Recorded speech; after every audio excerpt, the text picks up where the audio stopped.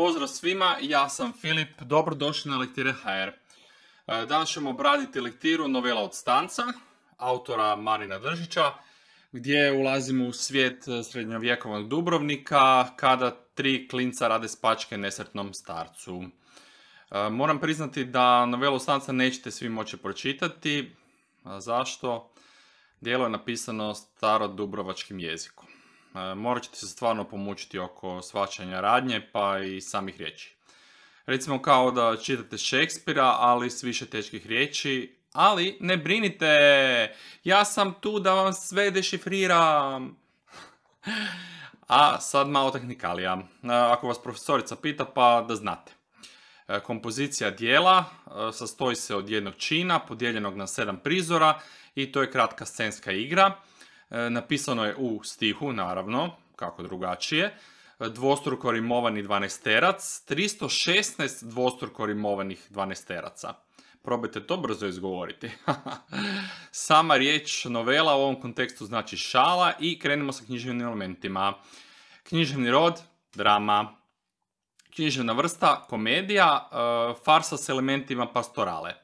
Mjesto radnje, središte Dubrovnika u 16. stoljeću, velika Onofrijeva česma, odnosno uza zid kraj velike česme pred crkvom Svetog Spasa pri dnu place. Ako se to tako izgovara, ispričavam se Dubrovčanima. Vrijeme radnje odgovara stvarnom vremenu, nekoliko sati u jednoj noći, i tema je šala koju dubrovački mladići smještaju starcu Stancu u pokladnoj noći u Dubrovniku, kao kontrast bezbrižne mladosti i starosti. Ideja, u životu trebamo paziti da ne budemo naivni, jer bi nas zbog toga neko mogao nasamariti i smijavati. I sad, prije nego krenem sa sadržajem, samo da vam kažem da citate i detaljni opis radnje i karakterizaciju likova možete pročitati na Lektire.hr, jer stvarno nije bilo smisla da ja čitam na dubrovačkom, starodubrovačkom ovdje citate, žao mi je. Tada! Kratak sadržaj. Radnja započinje noću. Mladi Dubrovčani sastaju se na ulici. Vlaho i Miha razgovaraju o svojim roditeljima i kako su uspjeli pobjeći svako iz svoje kuće dok im roditelji misle da spavaju. Ali nemojte sad da vama padne tako nešto na pamet, ne? Ne, slušat roditelje. Miho priča da njegov otac redovito zaključava kuću, pa ne može jednostavno izaći kroz vrata, nego mora biti kreativan u svom bijegu. I tako, dok je još večerao, smišljao je kako će spustiti niz dimnjak, kao Deda Mraz, obući se kao pastir, staviti čelu, to je vrsta kape popularne u to vrijeme, ogrnuti se plaštem i brzo se spustiti niz konopac na ulicu. S obzirom na to da mu otac nije baš neki mudrac, Miho je znao da neće primijetiti njegovu noćnu avanturu i na kraju je uspio. Bilo je vrijeme poklada i dečki su se opušteno zabavljali tako prerušeni, igrali su se mačevima. Miho, jedan od mladića, dijeli svoje nedavno iskustvo. Susreo je umornog i smiješnog starca po imenu Stanac kod Onofrijeve fontane. Starac je došao trgovati, pa je sa sobom nosio sve što posjeduje: kozlu, u prijevodu jare, grudu i sir. Nisam uspio saznati što je gruda, pa ako neko zna, neka ostavi komentar ispod videa. Miho s osmijehom na licu prepričava događaj, pruža detaljan opis susreta s čudnim, ali zanimljivim starcem. Govori kako starac nigdje u gradu nije uspio pronaći smještaj, pa sad spava pored fontane. U drugom dijelu pridružuje im se prijatelj Đivo Pešica, iako ga Miho i Vlaho na početku ne prepoznaju odmah, zato što je bio dobro maskiran. Đivo, uvijek za zabavu, sugerira da iskoriste priliku i naprave spačku ili ti prank starcu. Đivova pojava zapliče radnju i uvodi elemente intrige i šaljivosti u njihovo druženje. Njegova ideja o prevari i šali na račun Stanca sugerira da će radnja dalje evoluirati u komičnom smjeru. Đivo odlazi do Onofrijeve fontane da nađe starca. Sav je napuhan i pun samopouzdanja. Pristupa Stancu na način koji izaziva divljenje i započinje razgovor s njim. Stanac izgleda umorno i očajnički traži prenoćište, priča Đivo o svojoj muci, govori kako ga niko nije htio primiti na noćenje. Đivo se duhovito prezentira kao bogat trgovac govedima iz istočne Hercegovine i također se predstavlja kao osoba koja ima znanje i iskustvo kako bi stekao povjerenje Stanca, koji je bio samo siromašni seljak s rijeke Pive. Đivo detaljno objašnjava postupak kojim bi starac mogao privući vile i doživjeti čaroliju pomlađivanja. Podsjeća ga da ne smije spavati te noći jer će ga posjetiti vile.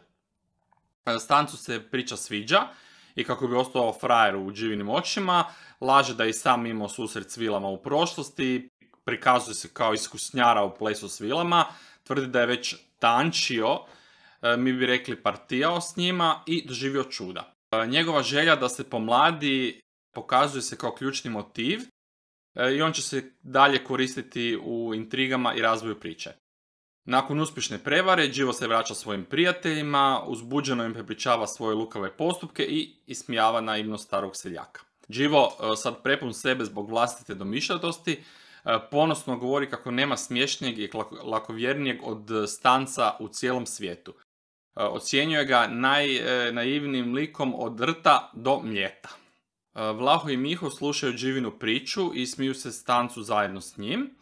I Đivo im s entuzijazmom govori kako je starac potpuno povjerovao u priču o vilama. I sad, dok gradom prolaze ljudi obučeni u maškare, dečki primjećuju potencijalnu priliku za još jedan prank koji mogu pripremiti Stancu. Vlaho i Miho nagovaraju svoje prijatelje da iskoriste trenutni karnevalski duh i preruše se u vile. U 5. prizoru, kod fontane, pratimo emotivan monolog starca Stanca. Izražava svoju čežnju i vjerovanje u vilinsku čaroliju koja mu može donijeti vječnu mladost. Uvučen je u maštoviti svijet vilinske energije, iznosi svoje vapaje prema neuhvatljivim vilama koje će mu darovati mladost i radost, poput nekih čudesnih muza.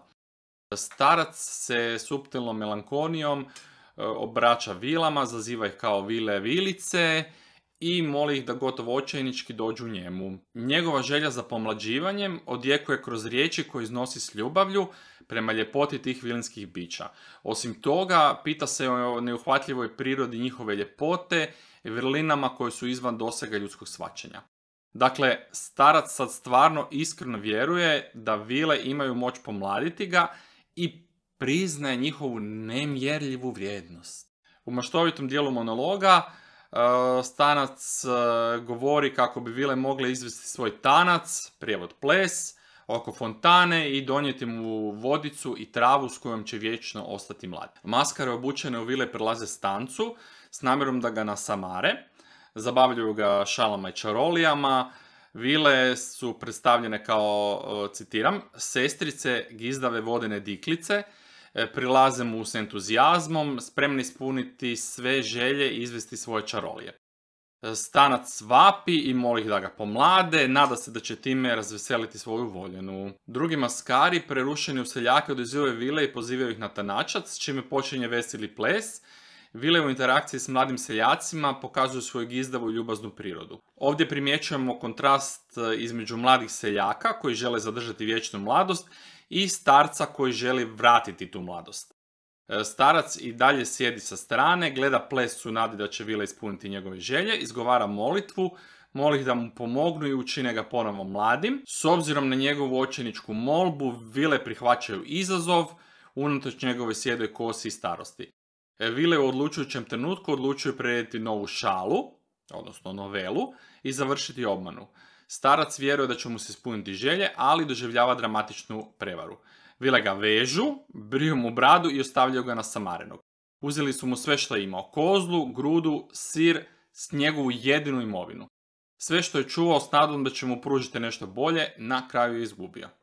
Kad se osvijestio, starac bijesni zbog prevare i poniženja, saziva pomoć i traži da se uhvate mladići koji su ga prevarili. Dijelo završava starčevim riječima: uhvatite ih!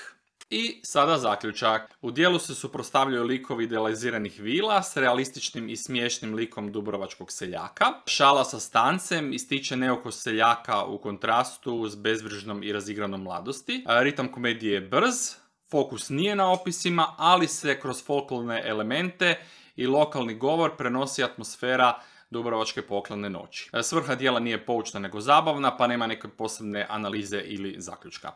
Subscribe-te se za još lektira i ajmo jedan like. Ništa vas ne košta, a meni puno znači. Do sljedećeg slušanja. Pozdrav!